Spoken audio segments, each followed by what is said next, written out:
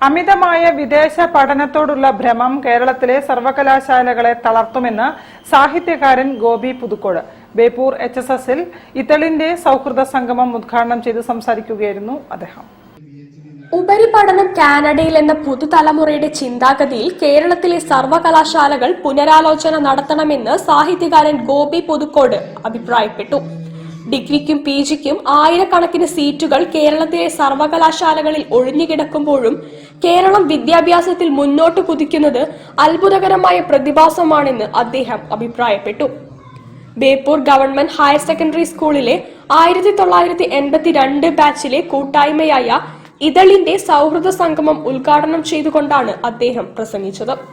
ഇതിന്റെ ആകർഷകത്വം എനിക്ക് ബോധ്യമായി. നല്ലൊരു ഹോളാണ്. അപ്പോൾ ഒരു ബാച്ച് എത്രയോ ബാച്ചുകൾ ഇവിടെ പഠിച്ചു പോയിട്ടുണ്ട്. നിങ്ങൾക്ക് മുൻപ് പഠിച്ചു പോയിട്ടുണ്ട്, നിങ്ങൾക്ക് ശേഷം പഠിച്ചു പോയിട്ടുണ്ട്, ഇപ്പോഴും പഠിച്ചുകൊണ്ടിരിക്കുന്നുണ്ട് ഇല്ലേ? അവർക്ക് ആർക്കും ചെയ്യാൻ പറ്റാത്ത വലിയൊരു കാര്യം സ്ഥാപനത്തിന് വേണ്ടി ചെയ്യാൻ കഴിയും എന്നുള്ളത് അത് വലിയൊരു സുഹൃതമാണ്. നമുക്ക് നമ്മുടെ ജീവിതത്തിൽ ഇത്തരം അപൂർവമായ സന്ദർഭങ്ങളെ കിട്ടും. നല്ല കാര്യം ചെയ്യണമെന്ന് എല്ലാവർക്കും ആഗ്രഹമുണ്ട്, പക്ഷെ അങ്ങനെ ചെയ്യാൻ പലപ്പോഴും കഴിയാല്ല. നമ്മൾ നമ്മുടെ തിരക്കിൻ്റെ ഇടയിൽ, ഒട്ടപ്പാച്ചിലിനിടയിൽ നല്ല കാര്യം ഏതാണെന്ന് നോക്കി അത് ചെയ്യാൻ ഓടിപ്പാഞ്ഞ് നടക്കാൻ നമുക്ക് സമയം കിട്ടില്ല, സാവകാശം കിട്ടില്ല. ഇതൊക്കെ യാദൃശ്ചികമായിട്ട് വന്ന് വീഴുന്നതാണ്. ഇതൾ പ്രസിഡന്റ് P. ശശികുമാർ അധ്യക്ഷത വഹിച്ച ചടങ്ങിൽ പ്രദീപ് എടത്തൊടി ആമുഖ പ്രസംഗം നടത്തി. Murali Beypore, KP Sreejith, P. Anoop, A. Manasi, KP സുഷമൻ, KP സുന്ദരൻ എന്നിവർ പ്രസംഗിച്ചു.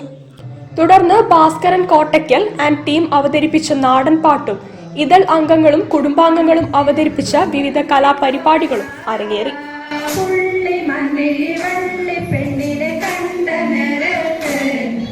News bureau, Beypore.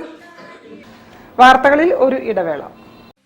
ക്യാൻസറിനെതിരെ പൊരുതാനായി Calicut city service സഹകരണ ബാങ്കും MVR ക്യാൻസർ സെന്ററും സംയുക്തമായി അവതരിപ്പിക്കുന്ന ക്യാൻസർ ചികിത്സാ സഹായ പദ്ധതിയാണ് മാസ് കെയർ.